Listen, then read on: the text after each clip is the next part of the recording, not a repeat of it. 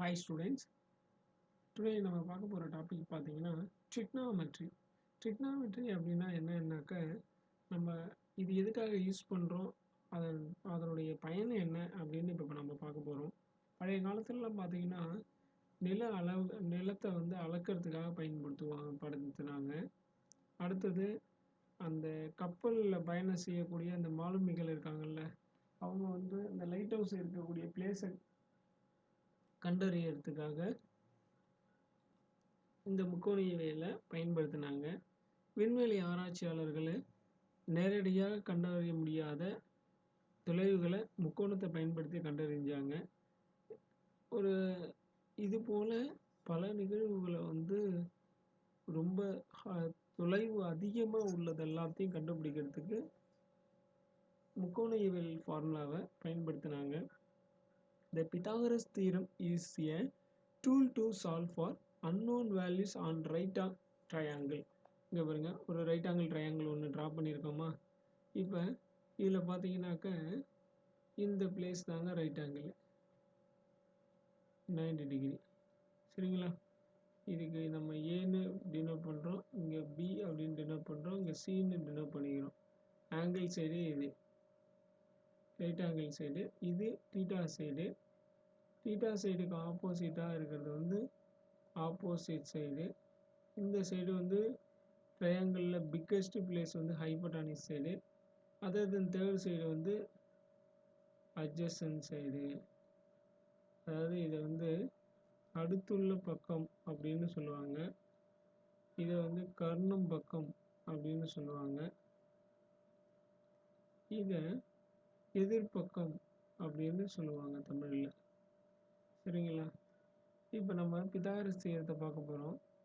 A square of the length of the hypotenuse இதாங்க, a square of the length of the hypotenuse of a right triangle is equal to the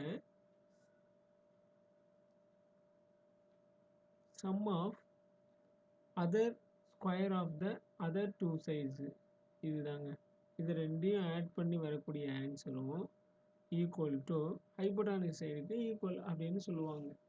சரிங்களா? அதாவது கர்ணத்தின் ஒரு கர்ணத்தோடைய ஸ்கொயரோட வேல்யூஸும் அடுத்துள்ள இரண்டு பக்கங்களின் வர்க்கங்களின் கூடுதலுக்கு சமம் அப்படின்னு அர்த்தம் தமிழ்ல.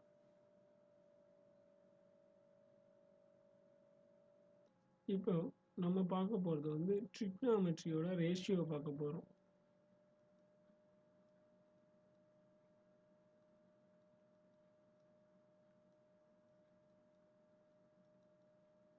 முக்கோணவியல் விகிதங்கள் அப்படின்னு அர்த்தங்க. Consider the right triangle is the figure. இது வந்து ரைட் ட்ரையாங்கிளோட ஃபிகரு.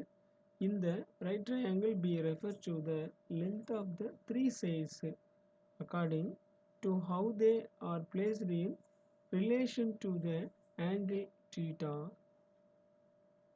ஓகேங்க. இந்த ஹைபோட்டானிஸ் சைடு அப்படின்னா the side that is opposite to the right angle is called hypotenuse. That is the longest side in the right triangle. இந்த right ட்ரையாங்கிள்லே longest பிளேஸ்ன்னு பார்த்தீங்கன்னா இந்த ஹைபோட்டானிஸ் side தாங்க. The side that opposite side to the angle of theta is called opposite side. இந்த தீட்டாவுக்கும் ஆப்போசிட்டாக இருக்கிறது தான் வந்து opposite side. The side that runs along the side the angle of theta which is not the hypotenuse is called the adjacent side. இந்த தீட்டாவுக்கும் பக்கத்தில் இருக்கிறது ஹைபோட்டானிஸ் side இல்லை, அதுக்கும் அடுத்ததாக இருக்கக்கூடிய adjacent சைடு பிளேஸ் தான் adjacent சைடு. இப்போ ரேஷியோ பார்க்குறோம். The ratio இங்க பாருங்க, opposite side divided by hypotenuse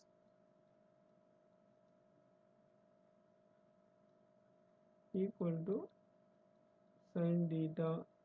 சரிங்களா? opposite divided by hypotenuse. Next பார்த்தீங்கன்னா adjacent side by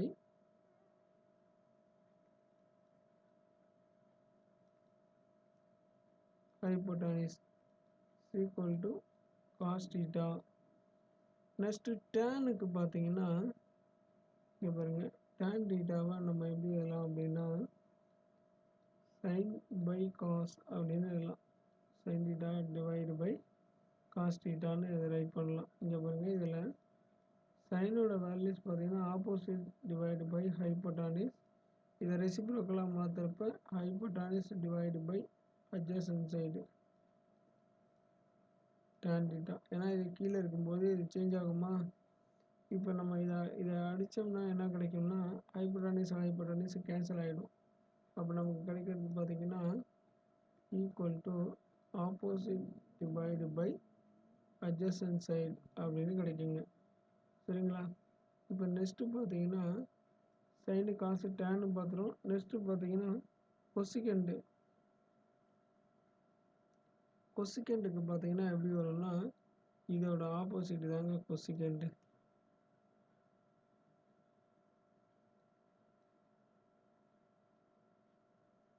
கொசிகெண்ட் theta is equal to hypotenuse side by opposite side. இப்போ காசுக்கு பார்த்தீங்கன்னா காசோட ஆப்போசிட் வந்து சீக்கண்டுக்கு. சீக்கண்டுக்கும் அதே மாதிரி பார்த்தீங்கன்னா இங்கே ரைட் பண்ணிக்கும், கீழே ரைட் பண்ணிக்கலாம்.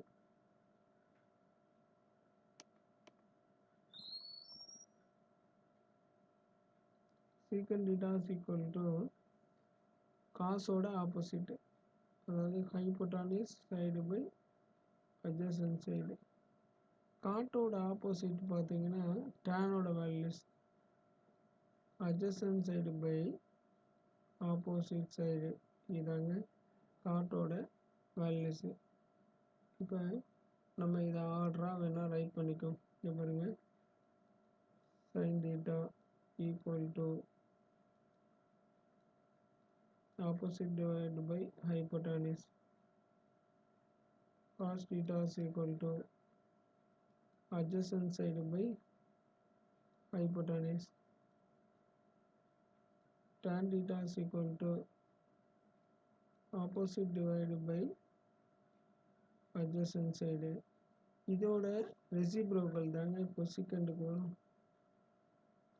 கொசிகெண்ட் theta is equal to hypotenuse divided by opposite side. இதுக்கு நெக்ஸ்ட்டு வந்து சீக்கண்டுக்கு பார்க்கணும். Secant theta is equal to hypotenuse side by adjacent side. Next காட்டுக்கு பார்த்தோம்னா டேனோட ரெசிப்ரோக்கல் தான் adjacent side by opposite side. இதாங்க வந்து ரேஷியோ.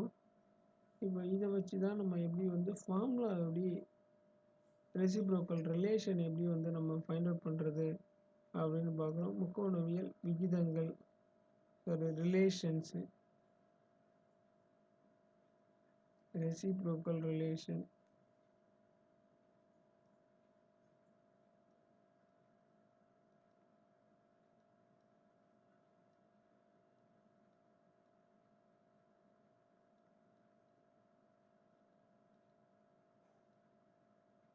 ரெசிப்ரோக்கல் ரிலேஷனில் பார்த்தீங்கன்னா நான் ஒன்ஸ் ஒரு ஃபார்முலா மெத்தடில் இங்கே ரைட் பண்ணிக்கிறேன். சைடில் இங்கே பாருங்கள், sin theta cos theta tan theta. Next பார்த்தீங்கன்னா cosecant theta secant theta, next cot theta.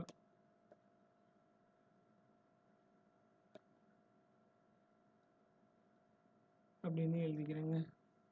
இப்போ நான் இதை என்ன பண்ணுறேன், எல்லாத்துக்கும் equal to 1 equal to 1 equal to 1 அப்படின்னு கொடுக்குறேங்க.